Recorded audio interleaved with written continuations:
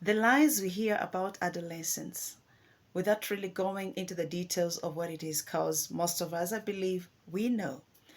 But there's some very misleading statements we get to hear, and apparently, even many of us parents, grown-ups, we got this mindset, it's a stage, which is true.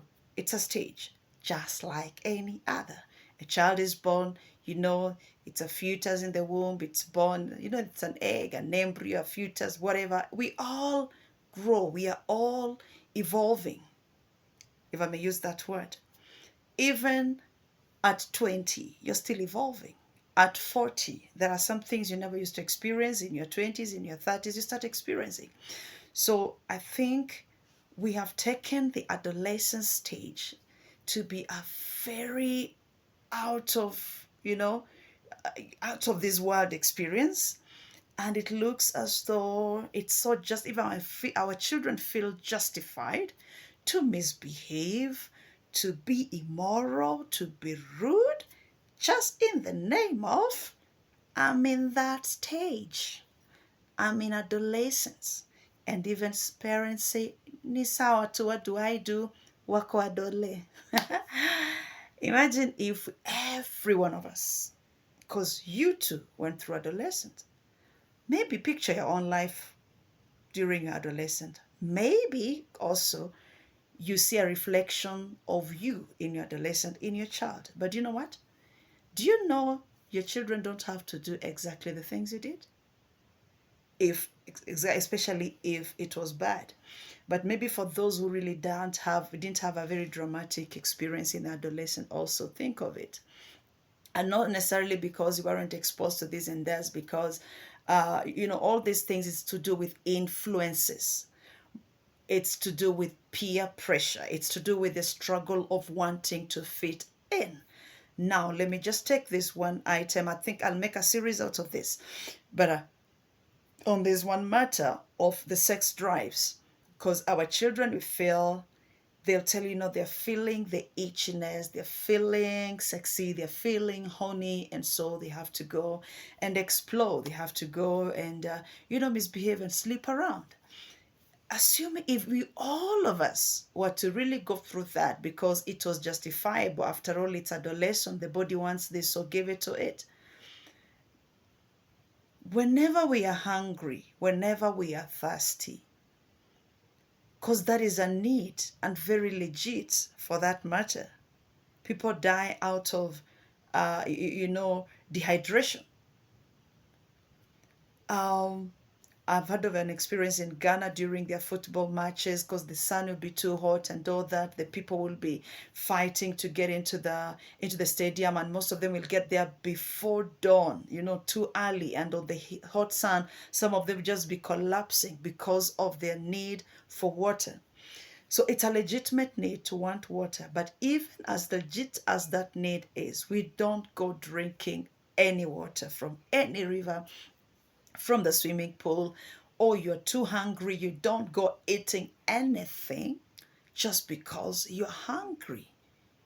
And in the same way, even with the sexual drives, self-control is a fruit. It's of the fruit of the Spirit, and an added advantage for a Christian, for a born-again child of God. But still, you find there are people who know how to control their appetites, to control their spending, and they're not even born again. So stop telling your children, or even telling yourself, consoling yourself in that it is just a stage. It's a stage. There's nothing I can do about it. And allowing your kids just to freelance. Because the problem is when they start becoming sexual active in their adolescent stage. Imagine your child is maybe 10 years and they're already actively involved. Have you thought of what they will become at 15? Do you ever imagine of what they'll be at 18? Because if it's about adolescent, that means once they hit 19, then they should stop. But in most cases, it's not so. So why should adolescent continue? Then, about the men and even the women who sleep around. They are married, but they sleep around. Is it adolescent disturbing them? I don't think so.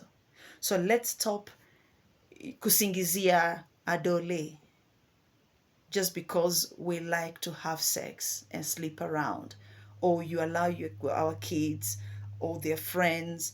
Once you think through it, actually you find it's not, nothing justifies it. Nothing justifies our children exploring sex, exploiting themselves, being sexually active. They have what it takes to control their urges.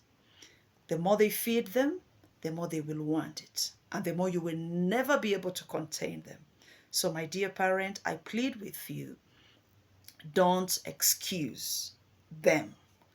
And you, of course, you do have to beat them and fight them. Sometimes you have used force to stop them and they haven't. What I'm just trying to tell us is we can find a solution and answer to this, but where we need to start from is don't accept it as a norm. So the moment you defeat it in your own head that it's not a norm, this is not my child, this is not how it should be, then you will know the next step to take. So step one of overcoming this lie, it's not a norm. They don't have to be loose.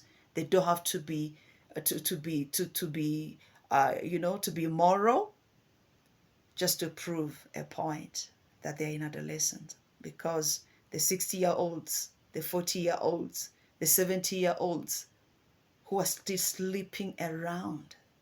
And don't tell me it's because they missed that stage in their adolescence.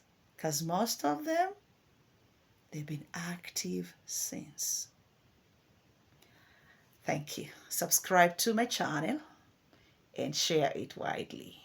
Let's help raise a God generation.